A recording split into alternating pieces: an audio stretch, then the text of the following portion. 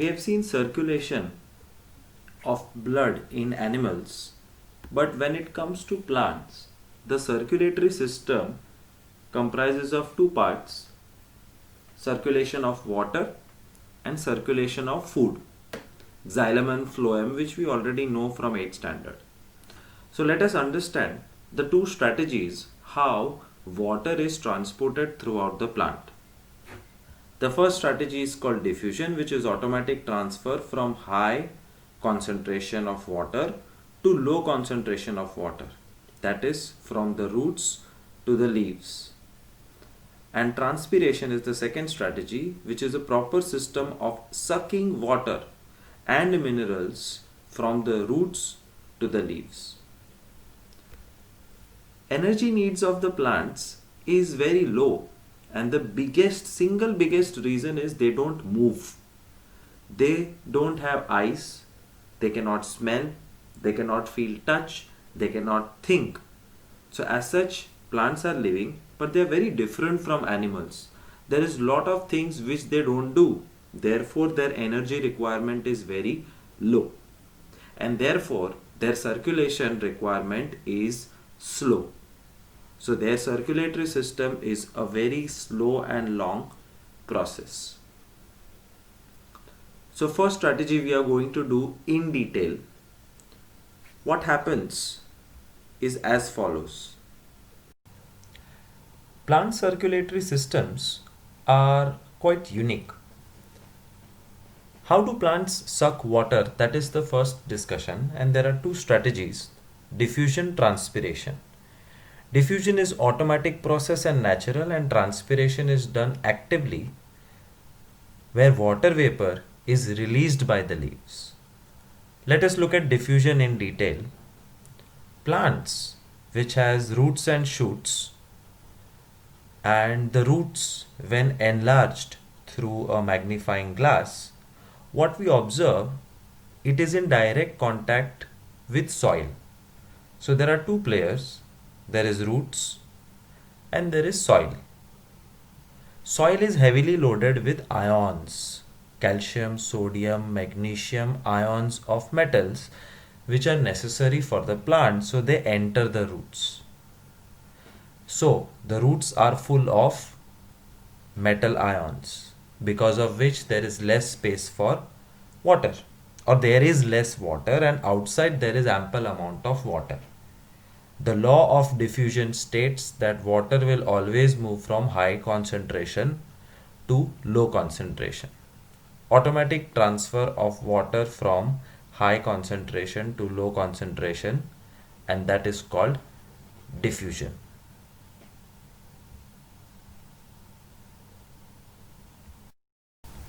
Then one day, certain scientists observed a very unique thing by doing this activity. So what is this activity? It's a very small activity. Take one plant and take one stick.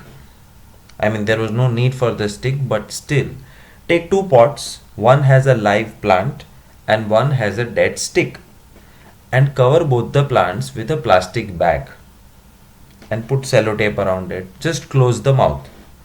After few hours, what you see is the bag which contains the plant has water droplets on it, and the plastic bag which has no plant has no water droplets, and hence proved plants do transpiration and they release water. Even humans do transpiration. When we speak, we release, or when we breathe out, we release water. Strategy number 2 is called transpiration, and transpiration is also best understood by a short diagram. So I will draw and explain it to you. Filhal, look at this slide. Transpiration means leaves releasing water.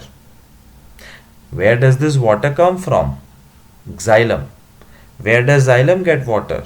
From the bottom. That bottom gets water from the bottom, and finally a suction is created which provides the entire tree with water, which we will see now. Let's start from drawing a tree. This process, strategy number 2, which is transpiration or called transpirational pull, is mainly for large plants. Trees have roots. Roots suck ions, and ions create difference in concentration, and hence water enters. This is all automatic, and you can see here the water is moving from high concentration to low concentration, which means the water is moving up inside the roots, and it is fixed nature of diffusion, high concentration to low concentration, but there is a limit, and that limit cannot be crossed, and that's why for big trees diffusion is not enough. What happens? The leaves have to create a suction, a pull artificially. Every cell of the leaf starts to evaporate some water. They have water shortage, they automatically get it from xylem. The xylem has water shortage, the xylem automatically gets it from lower leaves. The lower leaves give water, but now they have a shortage. They borrow water from further lower leaves, and there is one master blaster leaf which is very happy because it is so close to water source. It does not mind. वो कहता है जितना पानी लेना है लो, and that is called transpirational pull. Yet another process of transportation is called translocation in plants. So when water is transported, it does not have any fancy name. It's called transportation of water. But when food is transported, food means carbohydrates, amino acids, proteins, vitamins, etc., from one place to the other, it has a special name called translocation. Funny thing about translocation, it happens in both upward and downward direction. So let us look at translocation in the form of this video. Leaf is responsible for preparation of food, and below the ground there are roots which require that food.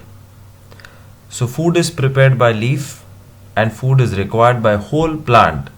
Phloem transport it in up and down direction is called translocation. Leaf has xylem and phloem both. Xylem contains water. It is full of water, and we've seen how water reaches. There are a lot of cells, and then there is another tube parallel to xylem called phloem. In the beginning, phloem is empty. What cells do? They start dumping sucrose of photosynthesis into this phloem, and too much sucrose increases the osmotic pressure, because of which the water from the xylem starts to move into phloem, and now phloem becomes a river, a flowing river which takes all the food all the way up to roots.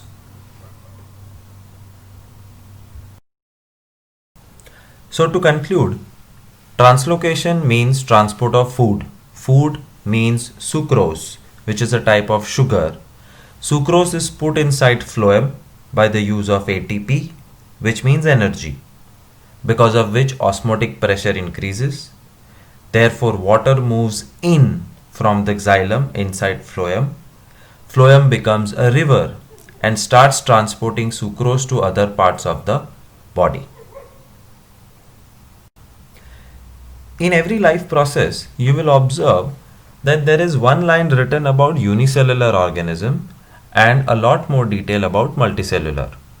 So even in excretion, they have written a small point that unicellular organisms like amoeba, paramecium and bacteria, how do they throw their waste? वो लोग अपना waste कैसे फेंकते हैं?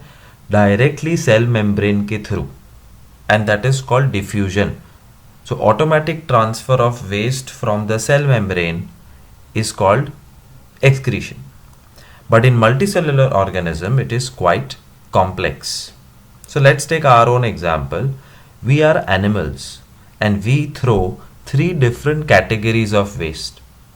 Our gaseous waste is thrown out by respiration. Can you guess what waste?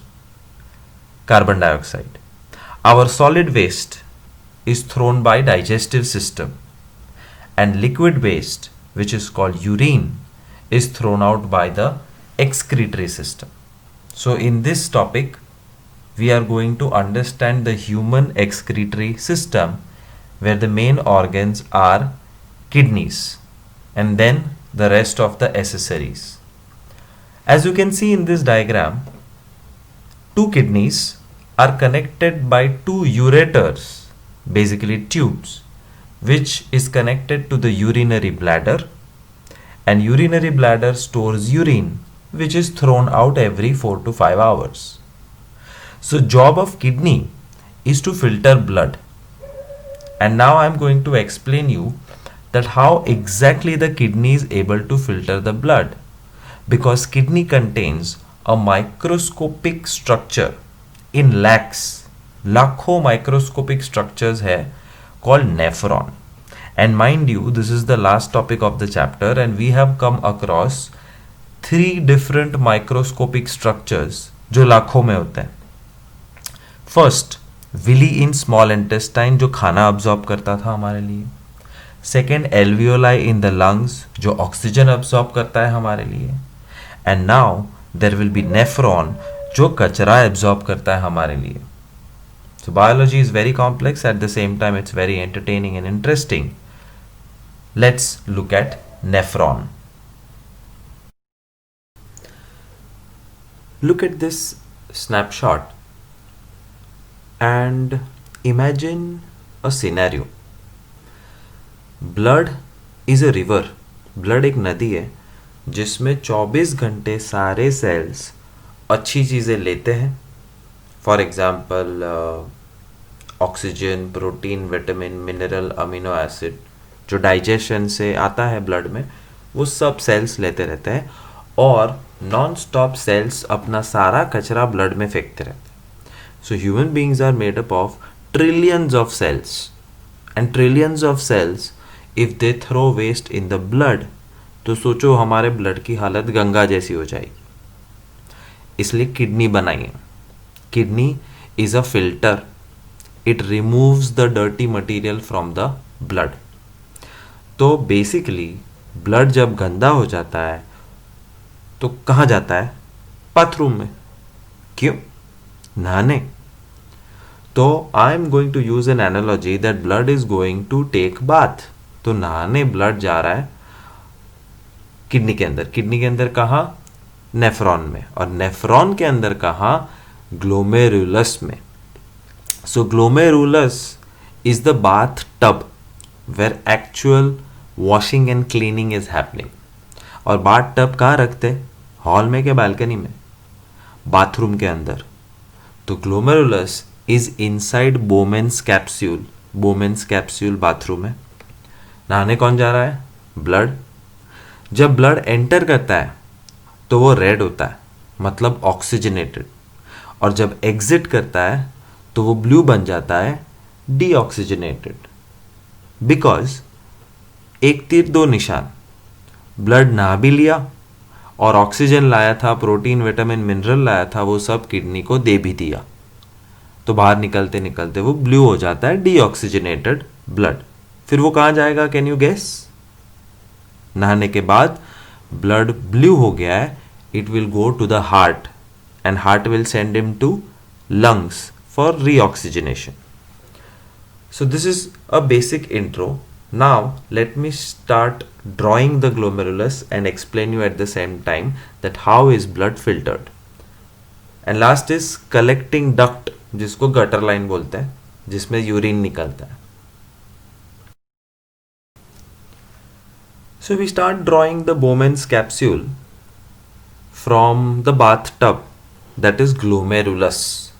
Glomerulus is a very very thin pipeline through which the blood has to pass.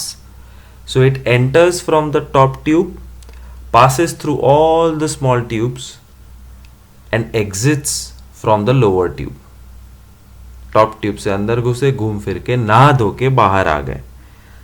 इतना ही होता है process नहाने धोने का। बट नहाते धोते समय protein, amino acid, vitamin, mineral, काम की चीज़ें भूल से कचरे में चली गई और कचरा यहाँ से निकला।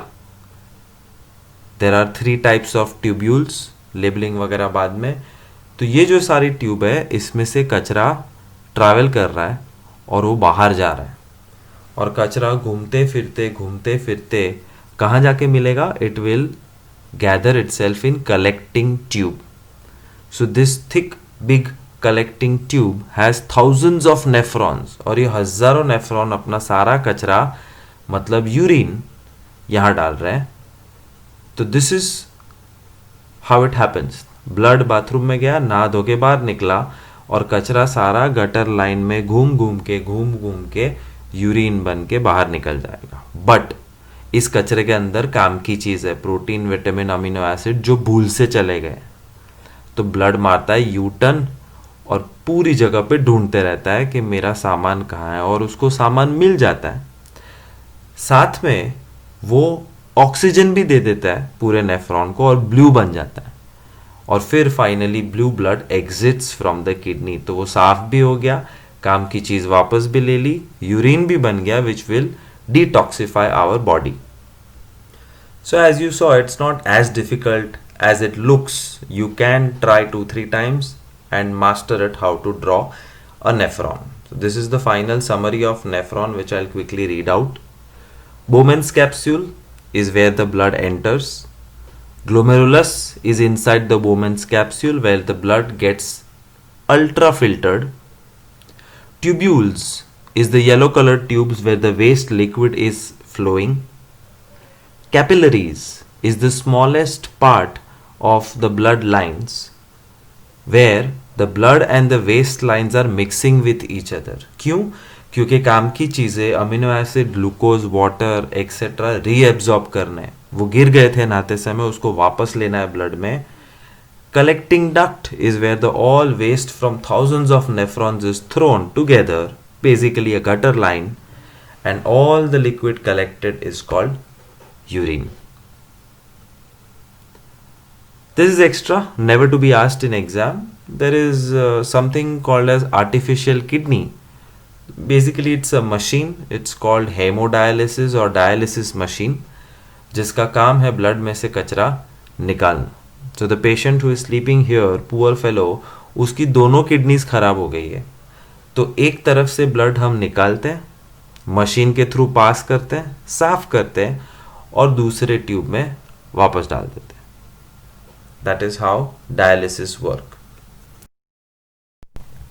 When you read textbook, you will not really understand as to what they are trying to say, and that's why I have summarized in the red font excretion in plants.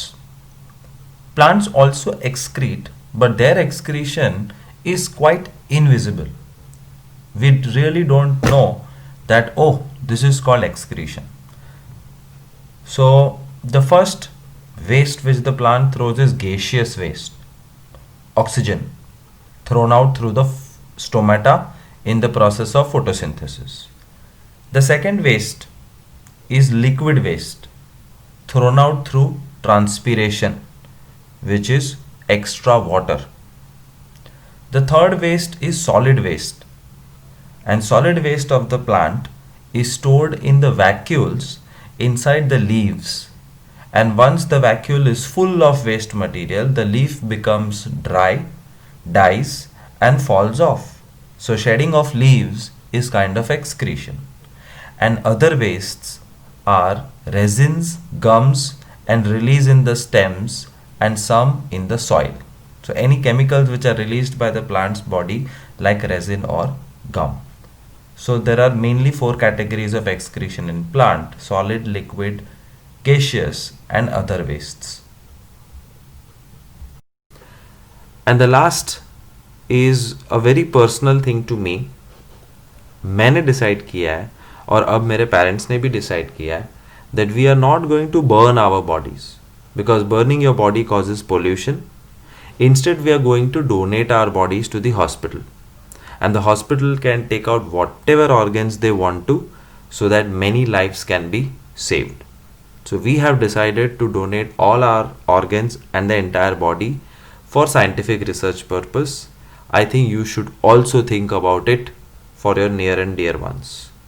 Thank you.